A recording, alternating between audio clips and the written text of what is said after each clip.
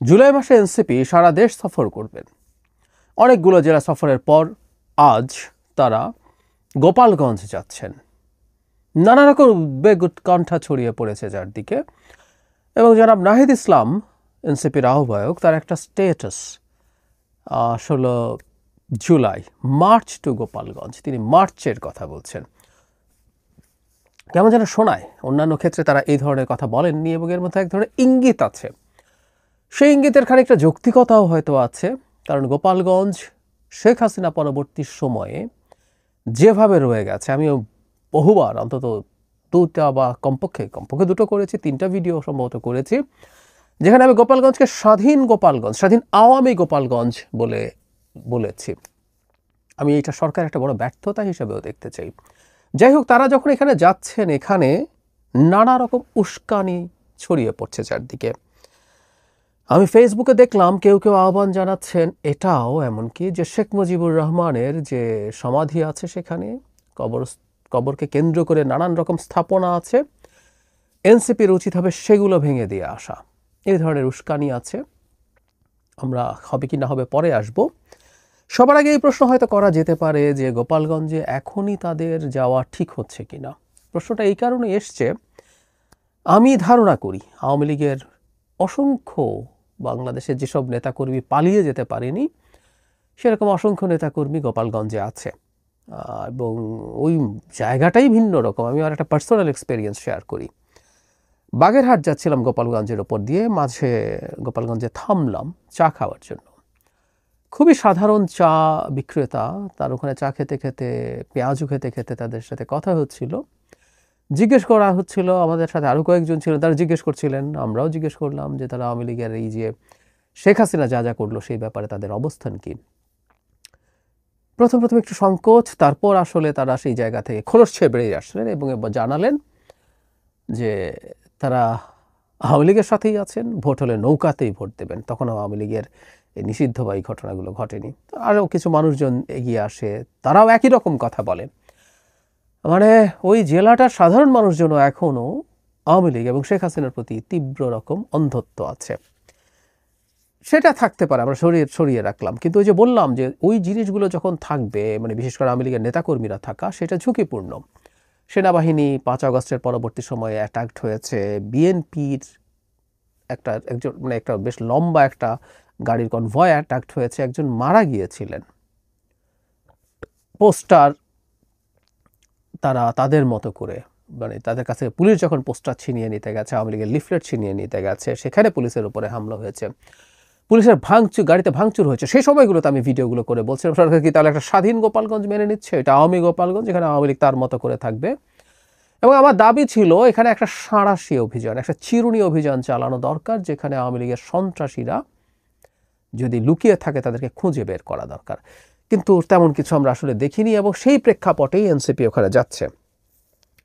এখন দুই দলেরই দিক থেকে নানান প্ল্যান থাকতে পারে। আওয়ামী লীগ যদি এখানে তাদের বিভিন্ন জায়গায় তাদের উপরে হামলা করতে পারে, সেই হামলার পাল্টায় যদি কিছু হয়, সেই ঘটনাটা আলটিমেটলি আওয়ামী লীগের দিকে যাবে। তারা তাদের অন্তত ভিজিবিলিটি দেখাতে পারবে, এবং তাদের উপরে হামলা হয়েছে, তারা উস্কানি দিয়ে যদি হামলা করাতে পারে, সেটা তাদের জন্য পজিটিভ ঘটনা ঘটবে। আমরা শেখ হাসিনাকে তো রীতিমতো এই পরিকল্পনা করতে দেখেছি, তারা এমন কিছু প্রভোগ করবেন যে তাদেরকে হামলা করা হবে।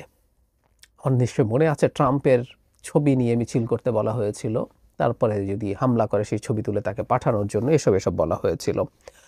তো এই পরিকল্পনা তাদের আছে, কিন্তু তার চাইতেও যদি ভয়ঙ্কর কিছু ঘটার সম্ভাবনা থাকে, আমি ব্যক্তিগতভাবে মনে করি টুঙ্গিপাড়ার যে স্থাপনা আছে সেগুলো ভাঙার চেষ্টা অত্যন্ত বড় ভুল হবে, অত্যন্ত বড় ভুল হবে। আমি আবারও বলছি, এগুলো আওয়ামী লীগকে বিরাট মাইলেজ দেবে।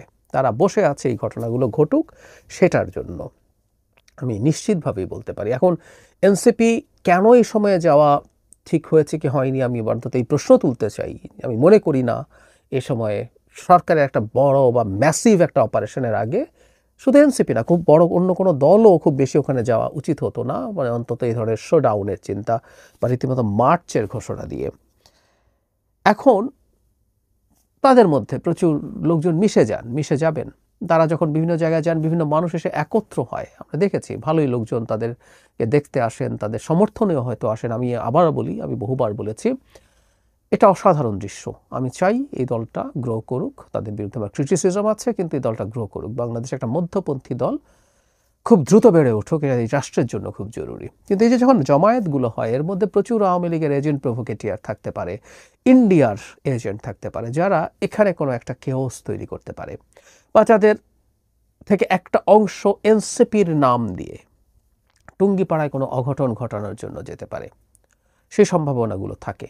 আমি জানি না এনসিপির পরিকল্পনা কি। তাদের পরিকল্পনা হওয়া উচিত হবে কোনোভাবেই তাদের এই যাত্রা, পদযাত্রা বা তার ভাষায় মার্চ, জনাব রাহিদ ইসলামের ভাষায় মার্চ, সেটা যেন টুঙ্গিপাড়ার কাছাকাছি কোনো দিক দিয়ে না যায়। তখন যদি সেখানে কোনো ঘটনা ঘটে, সেটাকে আইসোলেট করে বলা যাবে যে সেটা আওয়ামী লীগ ঘটিয়েছে, তারা একটা পরিস্থিতি তৈরি করার জন্য।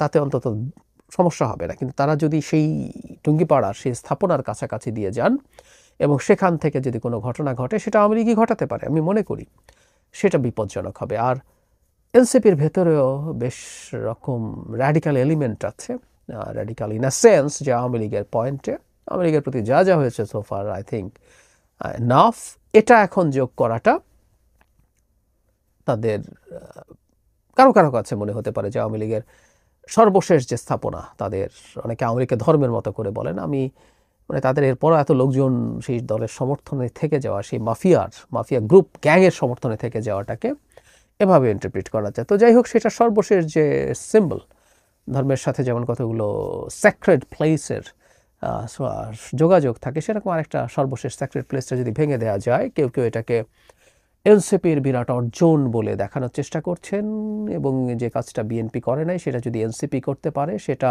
এনসিপির জন্য বিরাট পলিটিক্যাল প্লাস পয়েন্ট যোগ করবে বলে আলাপ টালাপ হচ্ছে।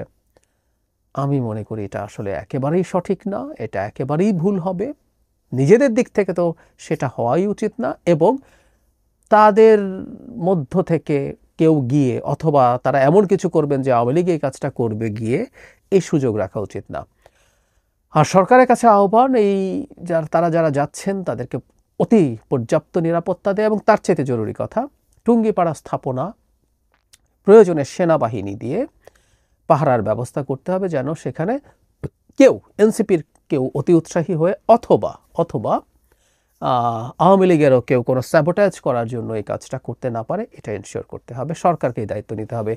দিনের শেষে এই সব কিছু ঠেকানোর দায়িত্ব সরকারের, এই কথা সরকার যেন ভুলে না যায়। তারা এই সিদ্ধান্ত নিয়েছেন, এনসিপি সঠিক সিদ্ধান্ত না, কিন্তু সিদ্ধান্তটা যেহেতু নিয়েই ফেলেছেন, তারা সতর্ক থাকবেন, সহজভাবে সুন্দরভাবে তাদের এই যাওয়াটা যাতে ভালো হয়। আবারও বলছি, তারা এটাকে মার্চের মতো যাতে মনে না করেন।